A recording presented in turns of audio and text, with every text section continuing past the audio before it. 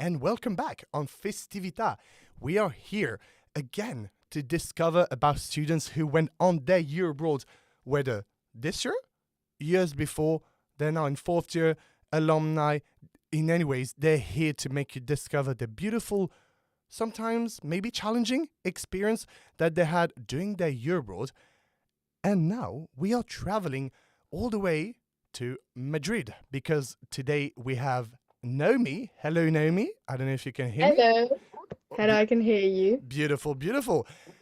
She is not in Exeter today. Obviously, she is still in Madrid. And we're going to talk about today your year abroad because you went so in Madrid. And did you study or work in Madrid? So I studied at the University of IE, the business school. Which subject did you do exactly? So I did international relations, which is the same degree that I'm doing at Exeter. I got lucky because some students cannot do the same, their subject isn't available, but mine was luckily. Okay, well, that's good. That's really good. Well, that you got really lucky with it. My first question that we ask, to everyone is what motivated you to choose that specific country, so Spain in that case, or even university, the IE? Was it a choice of yourself, or was it because you had a range of choices, so you just chose that one? So I really wanted to go to Spain, and what happened is I only put Spain as my top three choices, and I asked my abroad coordinator, is it possible to only put Spain? Because I imagined myself only being in Spain, and I didn't really see myself being in another country as I wanted to practice my Spanish. And I could have gone to Italy or some other countries, but a lot of countries I don't speak the language, such as Germany. And that was the main reason why I chose Spain. The reason why I chose IE is because I had learnt a lot about IE online, that it's a really good business school. So I thought it would give me good opportunities for networking or maybe have an idea of what sort of career I would want to do in the future, as I am still to this day lost in what I want to do, but I have a bigger idea than I had when I was at Exeter. So that's my main reason why I chose Spain, so I could practice the language and also because I love the Spanish culture. Well, beautiful indeed. Mentioning the Spanish culture, one of the most important thing that as students when we go on a year abroad. I personally didn't have the chance, but I know that a lot of students when they go on their year abroad is what cultural maybe problems or even discovery did you have when you went to Spain? Was it a nice discovery or did you have to adapt to quite a lot of stuff? Like how did it work exactly for you? Because we forgot to remember you were French, Portuguese, and English. So I imagine your multiculturalism must have helped a lot. So when I came to Spain, I thought it'd be quite easy as I had been to Spain before in 2019 for a month. But I actually found out that I did find some culture shocks, and one of them is that Spanish people don't value politeness as much as English people might. So, for example, when you order something, they want you to go straight to the point, and you just go one glass of water. You don't say please or hello. Sometimes you say please, but you don't formulate long sentences.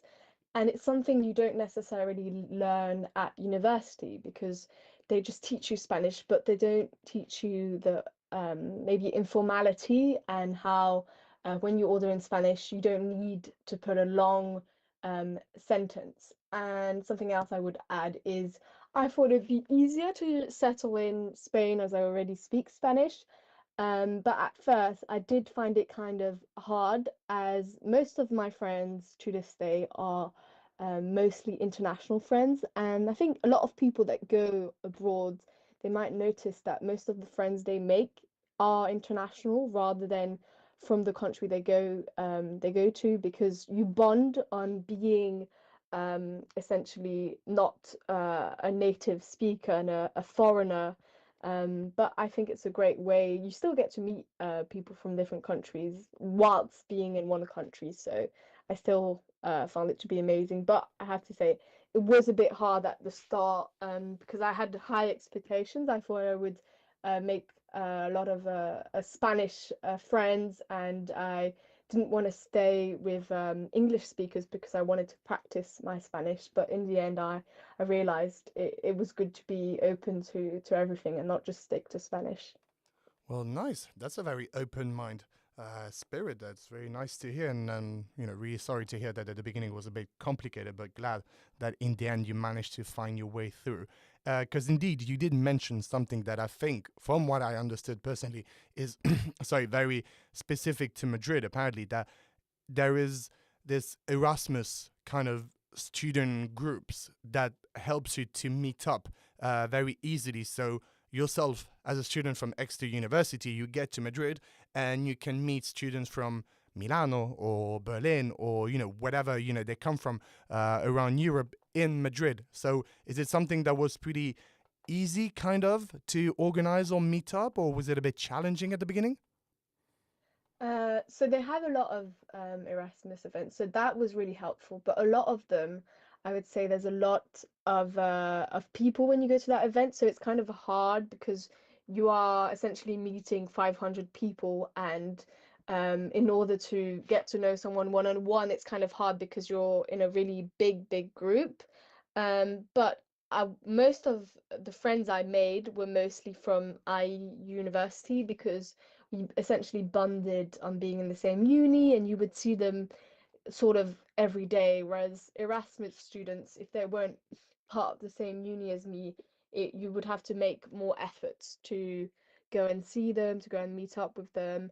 But I do find the Erasmus network to be quite strong in Spain. And if you ever felt lonely, you have those sort of Erasmus group where if you don't have any friends, you can go and meet some people there, and you don't even have to be friends with them. But just socializing with people in those events can make you feel better, I think. So, yeah. Very nice, very nice. Something that we hear a lot from students who went on their year roll or whenever they're doing the preparation is before leaving, like the whole preparation before going on their year abroad, especially in terms of paperwork. So my question is, how did you prepare for your year abroad, especially in terms of maybe paperwork, packing, learning the language? Was it pretty easy for you? Difficult? Did you have any challenging moments that then maybe you had? I don't know, maybe advices now that maybe how to overcome these challenges in terms of like preparing the year abroad? So I would definitely think if someone doesn't know the language of the country, they should sort of do some research in advance, even if it's just to order. Because in any country, they would, even if they can speak English, they appreciate if you make some effort. And Spanish people specifically are very open to people to practice their Spanish. And oftentimes they will answer back in Spanish if you make an effort. In terms of paperwork, I personally didn't have that many difficulties as such, but the reason being, I have a French passport, so I didn't need a visa.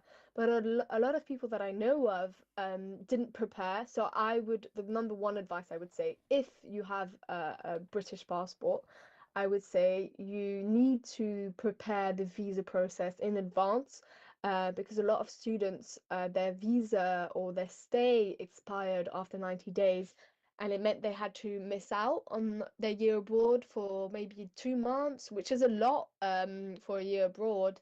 So I would say in terms of that, for the visa, you need to prepare in advance. And then in terms of packing, I would say it was difficult as I was traveling before going to Madrid. So I had a lot of suitcases, and but essentially I just bought one big suitcase and a small suitcase. And what I did is I would go back to England every month essentially. And as it got to winter, I would bring more winter clothes. But depending on which country you go to, sometimes if it's not a really far away country, you can go back to England and bring back stuff. You don't need to bring it all in one go. So that's another advice I would say. But obviously, if you're going to, America or Australia, it's better to bring a lot of suitcase in advance, but you can always buy clothes when you're there. So, but yeah, I think my advice would be don't bring too much things because you're going to end up buying things at the end of the year. Because when I came back to England, I had way too many things to bring back and it was quite complicated. Yeah. Oh my God, yeah, I can imagine. I can imagine. You mentioned so that you study international relation at the IE University, so in Madrid. How different the academic experience is so between studying at the University of Exeter and studying at the IE University. So did you have much more classes? I guess maybe maybe more homework. Was the quantity bigger? Uh, Timetable wise, I guess must be quite different. Like, was it a bit of a shock when you arrived there? Was it a bit of a surprise, or did anyone, or maybe the uni of Exeter prepared you before for it in terms of academic? So it was extremely different in a good and bad way, I guess, because IE specifically is a private uni. So it means the classes and the number of people that go to IE, the classes are way smaller. So essentially, we would have more classes to choose from, as we had 3 and 6 credits, whereas Exeter is 15 and 30 credits. So I ended up having every semester I had I think 10 to 11 classes. So that was one of my biggest mistakes was in the first semester I took far too many classes, and it meant that I had a lot of workload, as it was different to Exeter. Rather than having an essay like you would do in international relations, you would have homework maybe every week, every 2 weeks, and at the start it was really hard because I wasn't prepared for that. Even though the work wasn't hard, it was a lot of work to do. In terms of the quality of the work, they didn't expect that much from you, as sometimes they would tell you to write a 800 word or 15 word essay 1 week before the deadline. So you know that the professors aren't going to be so harsh in terms of marking. So when they would grade, you could get a 9 out of 10, a 10 out of 10, which is something you don't get in Exeter. Something else I would add is that the classes are way smaller. So you have about 20 to maybe no between 10 to 30 students per class, and the classes aren't big lecture halls. Like, you don't have this a big auditorium, but essentially it's a smaller class, and it's a really modern uni, and the lecturers get to know you, so they all know you by your name. So it feels like you're back at school because you have homework and the lecturers get to know you by your name.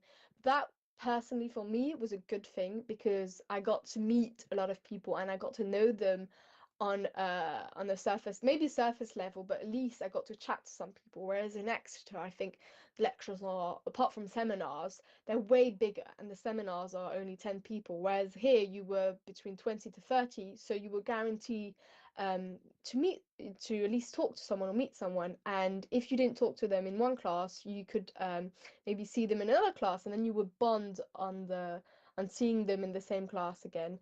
But yeah, I think it was very, very different. At first, it was a big shock because you also had exams that were in person. But eventually, yeah, I got used to it. And I think my first semester, I probably did better in terms of grading because I put so much pressure on myself. But in the second semester, I realized I didn't need to put that much pressure. So my grades were basically the same, but I work less than in the first semester because I realized in your year abroad, yeah, you need to work, but you shouldn't put yourself as much pressure because it doesn't count as much as you might think, and you need to enjoy your year abroad rather than stressing on a assignment. Well, that's the thing. It's obviously, you talk about all your academic experience, the up and downs, and you literally just said it now, enjoying your year abroad, which means thinking about your academic experience and in the same time thinking as well, hobbies and things to do. So, was there anything particularly from the IE of Madrid, because I know that it's a university where is very connected with the University of Exeter. So a lot of students will very likely go there in the future. And are there any activities that are maybe either organized by the uni or stuff that students in general in Madrid can do that maybe you would recommend to do because otherwise I imagine you would just go to the uni, study, go back home, homework, and that's it. What other like hobbies do you do? And then we can talk about the stuff that you do in Madrid. Maybe I can imagine tapas night, maybe flamenco, this kind of stuff. So, Madrid is known as the city that never sleeps. So, essentially, whenever you would finish your homework or when you would come back from university, most of the time you would go and hang out with your friends after. That's something I would do because at any, like, even if it was 9 p.m., you have so many people out in the streets. But when you talk about IE University, if they organize events, yes, they actually did a lot of events, and at the start, as I was trying to settle in, having those events really helped me. For example, I joined the IE running club, and they would do some. We would go running in Retiro Park, which is the most famous park in Madrid, every sort of Saturday, and they would it was a really big group, so it was a really nice community, and we would have even brunch with the running community sometimes, and we would participate in a race. So even if my family wasn't there, all the IE runners were all here to support each other. So that was a really fun aspect. And other events, for example, I organized was, for example, I participated my last day in Madrid. I participated in a canoeing event, which was really fun. They organized it, and you only had to pay €10. That's something else that I liked about IE is that they had a lot of partnerships with people. So whenever you wanted to participate in an event, you never had to pay that much, but there was always something on every week. So, for example, I got to go to an event where the president of Ecuador spoke. It was a very fascinating Oh event. wow! Um, yes, and I imagine it Netflix. must have helped you for your international relation for sure. Yes, yes, it gave me a good perspective because it was in the midst of the crisis of the president of Ecuador, and after he gave a talk, his country was going in a shamble. But yeah, so that was really nice. Netflix also gave a talk. So I never thought I got to see producers of Netflix at talk. So Wow. it's something else. Yes, I noticed with IE is that they have a lot of connections with even like the president of Colombia was there. Yeah, they have a lot of connections with people. So in terms of networking, it was really good. I didn't utilize it that much. But yeah, that's something else. For example, the most of the lecturers are actually professionals on the side. So some of them are diplomats or businessmen, and so you really get inspired by those lecturers, and they give you, a meaning because the lecturers in Exeter, most of them are just academics, whereas in IE, most of them are professionals. Some people argued that that isn't good, but I really enjoyed that side of it. So yeah. Wow. Well, wow. Lots of really nice experience, even outside of the academic experience at IE. Well, in terms of other hobbies, that you can do, and I I know for someone who follows football, I saw that obviously we know that Spain won the women's football in 2023, so last summer, just before you arrived in IE of Madrid. Yourself as a woman, and do you play football? Is it something that you enjoy, and is it something that you felt you were able to do when you played in when you were in Madrid? So I found it quite complicated because I had a women's football team, but I didn't want to join it as it's they do competitions and it's much more intense, so you have to dedicate a lot of your time. So I didn't try that. But there was a fun football thing which I went to, but it was essentially only guys, and I tried to encourage a lot of girls to participate to football.